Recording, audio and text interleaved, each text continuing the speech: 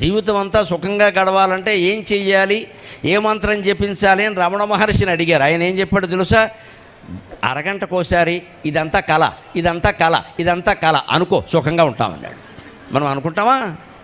మంచి ఖరీదైన ఆభరణం కనగానే కళ ఏంటి, వజ్రాలు అదిరిపోతుంటే అంటాను. ఇక్కడ ఆ వజ్రాల ఆభరణం ఎవడో పట్టుకుపోయాడు అనుకో, ఇది కళ అయితే బాగుండు, ఇది కళ అయితే బాగుండు అంటే నీ ఇష్టం వచ్చింది కళ అవ్వాలా, నీ ఇష్టం వచ్చింది నిజం అవ్వాలా, అన్నీ నువ్వే నిర్ణయిస్తే లక్ష్మీదేవి ఎందుకు ఇక్కడ? అన్నీ ఒకలాగే అనుకోవాలి అంటే అన్నీ నిజం అనుకో, లేదా అన్నీ కళ అనుకో, ఏదో ఒకటి చెయ్యి. వజ్రాల ఆభరణం మన దగ్గర ఉండడము కళే, పోవడము కళే, గొడవ లేదు. లేదు, ఉండడము నిజమే, పోవడము నిజమే, గొడవ లేదు. ఏదో ఒక రకం స్థితి. ఉండడం ఏమో నిజం కానీ పోవడం ఏమో కళ. ఉండడం మాత్రం నిజం అంటే ఉండాలని నువ్వు అనుకుంటున్నావు అన్నమాట. ఈ అనుకోవడంలో ఉంది సమస్య అంతా. ఈ ఏమీ అనుకోకుండా ఏది వస్తే దాన్ని స్వీకరించడం ఉందే, దాన్నే జ్ఞానం అంటారు.